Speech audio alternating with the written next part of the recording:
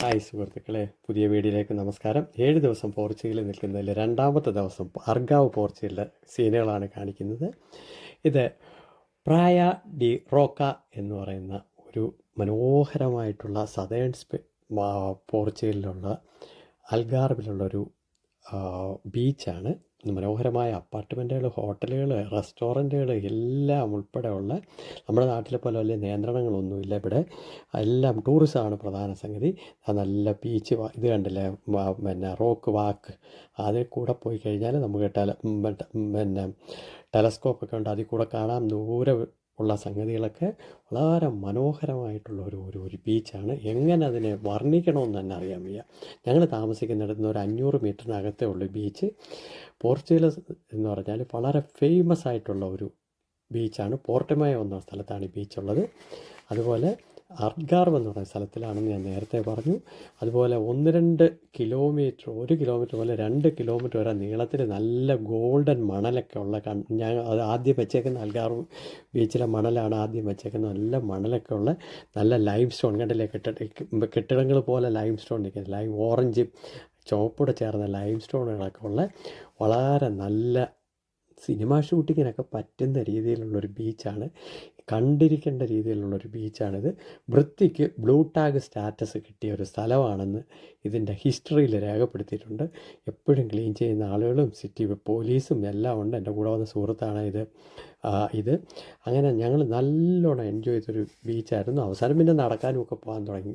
Sun ബാത്തിങ്ങിന് നല്ലതാണ്, റിലാക്സിങ്ങിന് നല്ലതാണ്, swimming, beach sports, water sports like kayaking, sky diving, parasailing, ഇങ്ങനെ ഏത് തരത്തിലുള്ള പിന്നെ ആക്ടിവിറ്റീസിനും ഏറ്റവും ബെസ്റ്റായിട്ടുള്ളൊരു ബീച്ചാണിത്.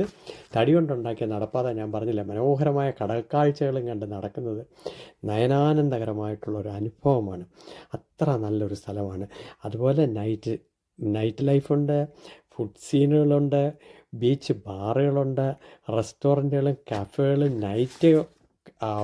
നൈറ്റ് ക്ലബ്ബും ഉണ്ട്. പോരാത്തതിന് എന്തിനു പറഞ്ഞാൽ ഒരു കാസിനോ കൂടെ ഉണ്ട് ഇവിടെ.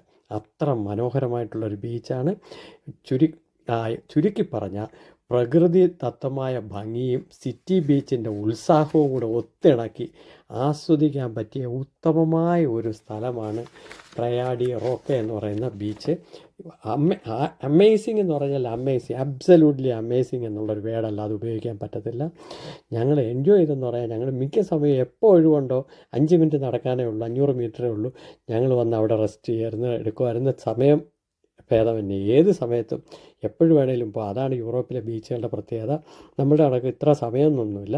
രാത്രിയിലും ആളുകൾ വരും, ഇരിക്കും, വെട്ടമുണ്ട്, പിന്നെ വെളിച്ചമുണ്ട്, വെട്ടമുണ്ട്, എല്ലാ സംഗതികളും, ചായയുണ്ട്, കോഫിയുണ്ട്, ഡ്രിങ്ക്സ് ഉണ്ട്. എത്ര മണിക്കൂർ വേണമെങ്കിലും നമുക്ക് മനോഹരമായിട്ടുള്ള കാറ്റും കൊണ്ട് കടലിൻ്റെ സൗന്ദര്യം ആസ്വദിച്ചിരിക്കാൻ പറ്റുന്നൊരു ബീച്ചാണ് പോർച്ചുഗൽ.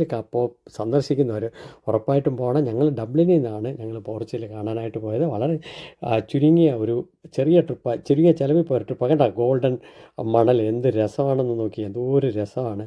എൻജോയ് ചെയ്തെന്ന് പറഞ്ഞാൽ നല്ലോണം എൻജോയ് ചെയ്യാൻ പറ്റുന്നൊരു ബീച്ചാണ്. നിങ്ങൾ പോർച്ചുഗൽ കാണുന്നവർ തീർച്ചയായിട്ടും പോകണമെന്ന് ഞാൻ ഹൈലി റെക്കമെൻഡ് ചെയ്യുന്നുണ്ട്. അവിടെ സൺസെറ്റ് കാണാനായിട്ടുള്ള സ്ഥലവും ഉണ്ട്. ഒരു സെയിൻ കാർട്ടിന ഫോർട്ട് എന്ന് പറയുന്ന സ്ഥലത്ത് സൺസെറ്റ് കാണാനും ഉണ്ട്, സൗകര്യമുണ്ട്. വളരെ മനോഹരം. അതിൻ്റെ ബോർഡൊക്കെ കണ്ടില്ലേ, വളരെ ബീച്ചുമാണ്, നല്ല പ്രകൃതി ഭംഗിയുണ്ട്. അപ്പം എൻ്റെ വീഡിയോ കാണണം, ഹൈപ്പ് ചെയ്യണം. Thank you very much for watching. അടുത്ത വീഡിയോ ആയിട്ട് പിന്നെ വരാം. Thank you.